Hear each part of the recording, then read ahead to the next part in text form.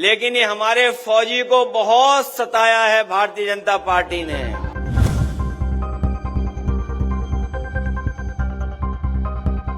जिसके घर पे मीटर की रीडिंग 600 से कम है उसको बिजली का बिल 0 आएगा। मेरा बिजली ਦਾ ਬਿੱਲ ਪਹਿਲਾਂ 1 ਸਾਲ ਪਹਿਲਾਂ ਆਵਾ ਤਾਂ ਤੇ ਹੁਣ ਵੀ 1 ਸਾਲ ਹੋ ਗਿਆ ਵੀ ਆਂਦਾ ਨਹੀਂ ਹੈਗਾ ਜਦ ਆਹ ਭਗਵੰਤ ਮਾਨ ਦੀ ਸਰਕਾਰ ਬਣੀ ਆ ਜੀ। ਮੁੰਡਾ ਸਾਨੂੰ ਛੋਟਾ ਕਹਿੰਦਾ ਪਿਛਲੀ ਵਾਰੀ ਬਿੱਲ ਕਿੰਨਾ ਆਇਆ था माँ 3500 रुपया कहना ऐसी 0 आया माँ फिर ऐसा मुख्यमंत्री पूरे इंडिया में बनना चाहिए।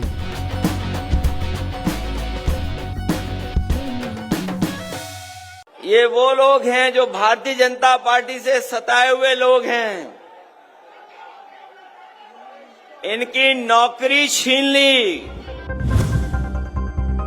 वैसे तो जब से अयोध्या हारे हैं भारतीय जनता पार्टी के लोग सो नहीं पा रहे हैं।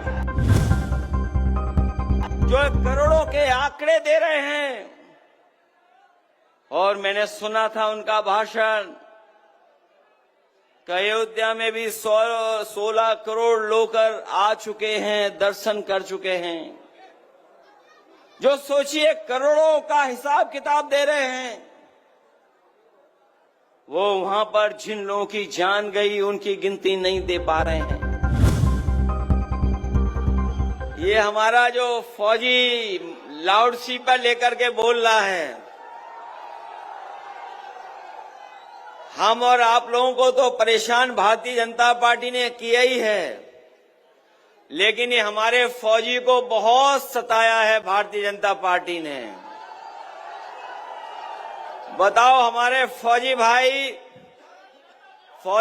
सुनाई दे रहा है कि नहीं दे रहा है, ये बताओ पहले। ये सुनाई दे रहा है फौजी भाई? आपको बहुत सताया है कि नहीं सताया, ये बताओ पहले। ये वो लोग हैं, ये वो लोग हैं जो भारतीय जनता पार्टी से सताए हुए लोग हैं,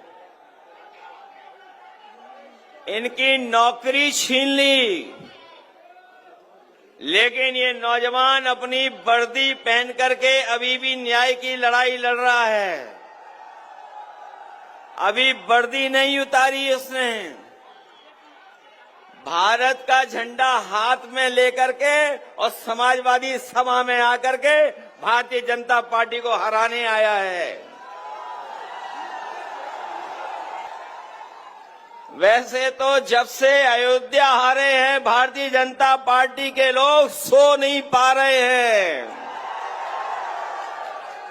जब एक करवट लेकर के सोने की कोशिश करते हैं तो उन्हें उत्तर प्रदेश की हार याद आ जाती है, और जब वो दूसरी करवट लेटते हैं तो अयोध्या की हार उन्हें याद आ जाती है। आपने देखा होगा जिस समय लोकसभा में हम लोग पहुंचे थे, एक तरफ तो जीत का उत्साह था, जीत के उत्साह के साथ साथ आपके सांसद अवधेश प्रसाद जी से सब लोग मिलना चाहते थे। मैंने तो कई मौकों पर, कई जगह पर लोकसभा के आसपास सांसदों को चलते हुए, कुछ लोगों को सेल्फी तस्वीर खींचते हुए देखा। ये सम्मान अगर किसी ने बढ़ाया समाजवादी पार्टी का, तो हमारी अयोध्या की जनता ने समाजवादी पार्टी का सम्मान बढ़ाने का काम किया। और इसीलिए आपने देखा होगा हमने अपने आगे बैठाया उनको साथ। जब से आगे बैठाने लगे हैं, कई लोगों को बहुत सारे अलग अलग तरह के दर्द उठ रहे हैं। उन्हें समझ में नहीं आ रहा कि क्या कहें, उन्हें समझ में नहीं आ रहा है। उनके वो भटक चुके हैं। वैसे तो पूरा देश दुनिया में महाकुंभ की चर्चा हो रही है, जो कहने को 144 साल बाद हो रहा है, लेकिन हमारे बहुत सारे जागरूक पत्रकार और जो एस्ट्रोनॉमी को समझते होंगे, नक्षत्रों की जानकारी रखते होंगे, वो जानते होंगे हर कुंभ 144 साल बाद ही होता है। कुंभ जो हो रहा है, जहां पर लोग जगह जगह से, पूरी देश से लोग चल करके आए थे, एक जो महाकुंभ के प्रचार को न जाने किस ऊंचाई तक ले जाना चाहते थे।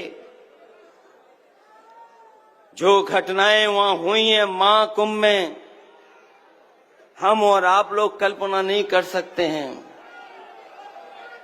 हम लोग कल्पना नहीं कर सकते हैं। जिस दिन से स्नान होना शुरू हुआ है, सरकार लगातार गिनती बता रही है। कभी कहती है कि इतने करोड़ लोगों ने स्नान कर लिया है, कभी आंकड़े देती है कि इतने करोड़, 30 करोड़ से ज्यादा लोग स्नान कर चुके हैं। जब हम और आप लोग लौट करके जाएंगे तो आपको, हम लोगों को नए आंकड़े मिलेंगे कि इतने करोड़ लोगों ने स्नान कर लिया है। जो करोड़ों के आंकड़े दे रहे हैं, और मैंने सुना था उनका भाषण कि अयोध्या में भी 16 करोड़ लोग आ चुके हैं, दर्शन कर चुके हैं। जो सोचिए करोड़ों का हिसाब किताब दे रहे हैं, वो वहां पर जिन लोगों की जान गई उनकी गिनती नहीं दे पा रहे हैं, उनके आंकड़े नहीं दे पा रहे हैं। ऐसा कभी नहीं हुआ था, ऐसा कभी नहीं हुआ, और जब कभी भी हुआ है तो उस समय की सरकारों ने स्वीकार किया है। ये पहले मुख्यमंत्री हैं जो सच्चाई को स्वीकार नहीं कर रहे हैं। कहते हैं कि हम 3 बजे से उठ करके इस पूरा इंतजाम देख लेते हैं, लेकिन जिस समय घटना होना शुरू हुई है, अगर उसी समय पर सरकार ने कुछ सही फैसले उठाए होते तो आज जिन लोगों की जान गई है उनकी जान नहीं गई होती। कभी आप कल्पना कर सकते हो, जो करोड़ों गिन ले रहे हैं, उन्हें 17 घंटे लगे सच बोलने पर, गिनती बताने पर, और जो अभी 30 की गिनती दी है वो गिनती सही नहीं है। वहां से जो जानकारी आ रही, जो सूचनाएं आ रही हैं, अभी भी बहुत सारी ऐसे लोग अपने परिवारजनों को ढूंढ रहे हैं, वो शायद मिल जाएं हमें। 100 घंटे से ज्यादा हो गए हैं। जो लोग कह रहे थे कि हमने 100 करोड़ लोगों के आने का इंतजाम किया है, वो सोचिए कुछ करोड़ लोगों के सही से स्नान भी नहीं करा पाए। जो लोग आए थे उस रात, करोड़ों करोड़ों लोग बिना स्नान के चले गए। कोई संगम में नहीं पहुंच पाया। कोई भी इंतजाम सरकार नहीं कर पाई। ऐसा पहली बार हुआ होगा जहां पर करोड़ों लोगों को बुलाया हो, लेकिन स्नान करने का मौका उनको नहीं मिला, उन्हें वापस खदेड़ दिया गया।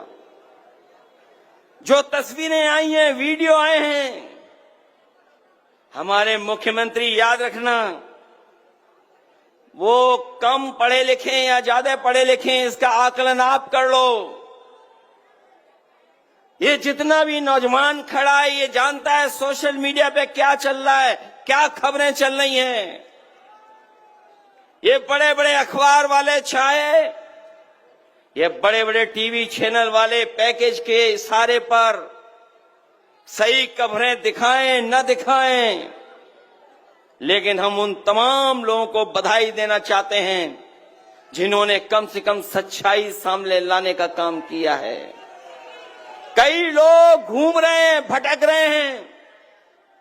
कोई बेटी अपनी मां को ढूंढ रही है, कोई भाई को ढूंढ रहा है, कोई अपनी ददिया ससुर को ढूंढ रहा है, कई बहनें अपने पिता को ढूंढ रही हैं। एक बेटा अपने पिता की तस्वीर लेकर के मोबाइल पर घूम रहा है कि उसके पिताजी मिल जाएं, कोई बता दे कहां हैं, लेकिन अभी भी सरकार बताने के लिए तैयार नहीं है। बताइए आप, क्या यही सरकार जो 100 करोड़ के इंतजाम के साथ खड़ी थी, वो कुछ करोड़ लोगों को स्नान भी नहीं करा पाई, और आज भी मरने वालों के आंकड़े सही नहीं दे पा रही है।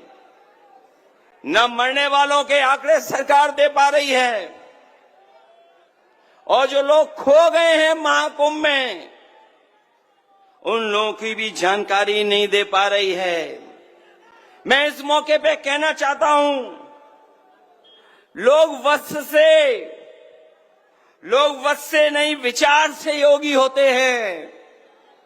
कुछ लोग समझते हैं कि वस्त्र पहनने से ही योगी हो जाते हैं। लोग वस्त्र से नहीं विचार से योगी होते हैं।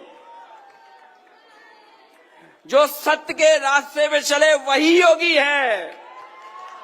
हमसे जुड़े रहने के लिए हमारे YouTube चैनल को सब्सक्राइब करें और नई वीडियो की नोटिफिकेशन के लिए बेल आइकॉन को दबाएं।